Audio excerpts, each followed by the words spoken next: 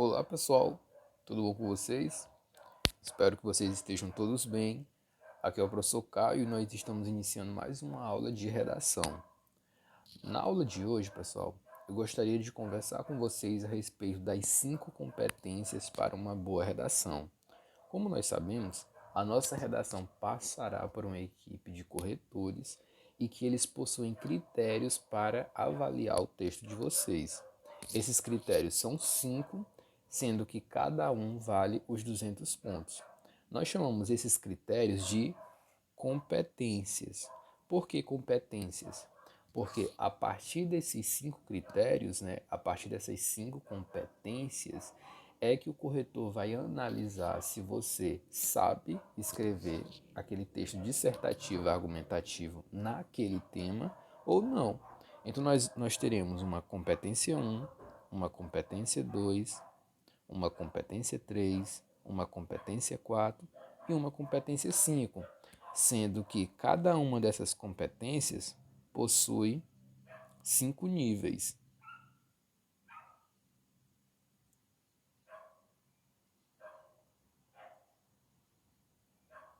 Então os níveis vão de 1 a 5. Cada um desses pontinhos aqui valem 40 pontos. Então cada competência vale 200 pontos. Então é dessa maneira que funciona a contabilização de uma nota, de uma redação. Por exemplo, temos aqui, se a pessoa atinge os 3 níveis na competência 1, ela fica com 120 pontos no total aqui. Então vai depender da competência, porque cada uma dessas competências possui uma abordagem diferente. É uma parte do texto que vai ser avaliada. Então vamos observar como é que isso funciona na prática. Vamos começar falando sobre a competência 1. Na competência 1, nós temos o seguinte: demonstrar domínio da escrita formal da língua portuguesa. Então, na competência 1, nós temos esse primeiro critério, é você dominar a sua língua, que é a língua portuguesa, e desenvolver um texto na escrita formal, ou seja, na modalidade padrão da língua portuguesa. Não podemos falar de qualquer forma em um contexto formal. Precisamos estar ciente das vírgulas, precisamos estar ciente das palavras que nós temos que escolher, do vocábulo padrão, e não informal. Temos sempre que ter cuidado com a nossa linguagem, com as nossas expressões, para que o corretor entenda que você sabe a diferença de uma escrita formal para uma escrita informal. Na escrita informal, em que você tem ali mais liberdade, você pode usar gírias. Nessa escrita informal, que é essa escrita do dia a dia, você tem ali uma liberdade mais para usar vocábulos mais gerais, ou até abreviações, como é o caso de um contexto de um WhatsApp, por exemplo. No entanto, na redação, vocês vão usar a escrita formal, a modalidade padrão da língua portuguesa. Vamos ver o que é observado nessa competência da redação. Vamos lá. Na competência 1, nós avaliamos as convenções de escrita. O que seria essas convenções de escrita? Nós temos aqui a acentuação, que é o uso correto dos sinais gráficos, do acento agudo, do acento circunflexo, do tio e assim por diante. Muita gente esquece desses acentos, Então isso vai levando o texto de vocês lá para o nível abaixo, Quanto mais erros de ortografia, quanto mais erros de acentuação nós observarmos no texto, mais o texto vai caindo de nota. Então nós não podemos esquecer esses sinais. Aí você pode até pensar, nossa professor, mas isso aí a gente aprende lá no fundamental, isso aí a gente aprende lá no comecinho. Sim, nós aprendemos realmente isso lá no comecinho. No entanto, observando as redações, nós observamos que vocês esquecem muito isso, a questão dos acentos. Não é que vocês não sabem, é realmente uma falta de atenção na hora de escrever. Por exemplo, resíduo tem um acento, sólido tem um acento, mas muita gente escreve dessa forma. Então, isso vai deixando o texto de vocês com desvios de acentuação. Então, precisa ter bastante cuidado na hora de escrever, sobretudo quando vocês estiverem passando para a folha definitiva. Dá aquela varredura no texto, ver se você não esqueceu nenhum acento. Temos aqui também a questão da ortografia, né, que é quando eu grafo uma palavra de uma forma errada. É um U e eu boto um L, são dois S e eu boto um S, é um C e eu boto um Z, e assim por diante. São erros que nós observamos frequentemente e que nós temos que ter bastante cuidado.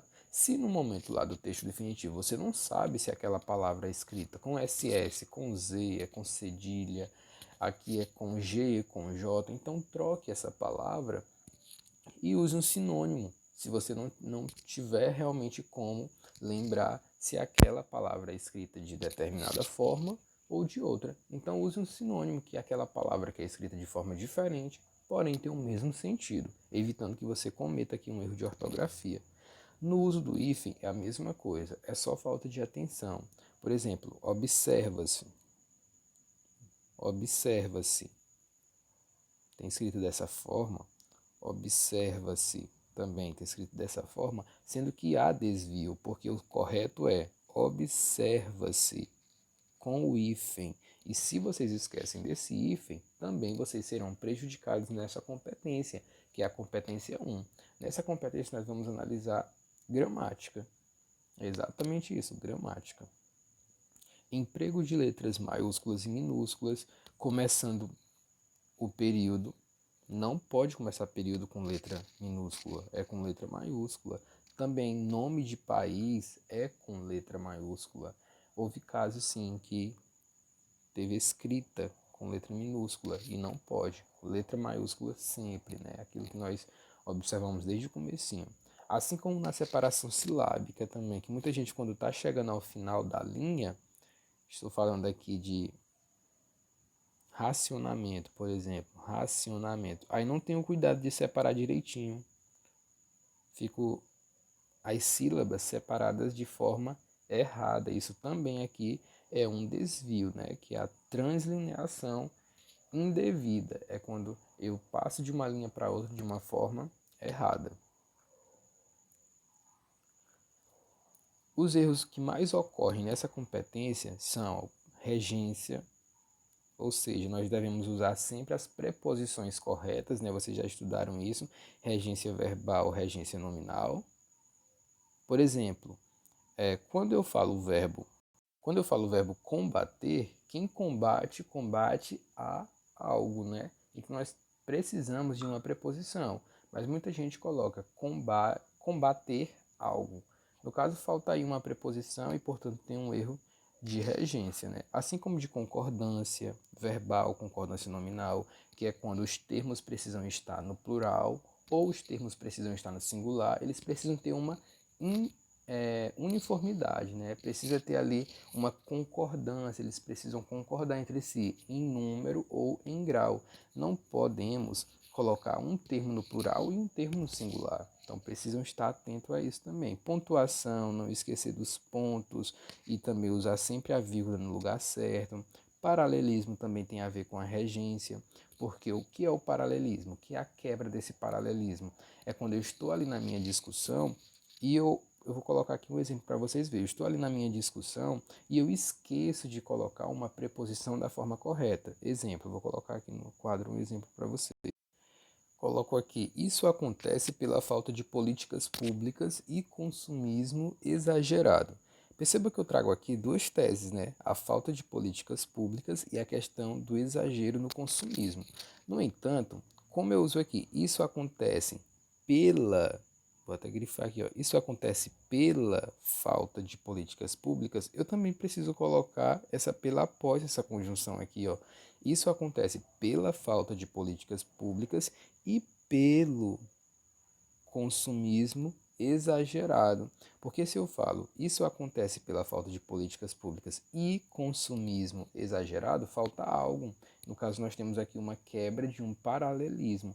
É quando eu preciso usar a mesma preposição antes de uma tese, né? e antes da segunda tese também. Também nós temos aqui o emprego de pronomes, crase também acontece bastante, que vocês aprenderam que é a contração da preposição a com o artigo a. Nós temos ali o acento grave, né, que é a ocorrência da crase.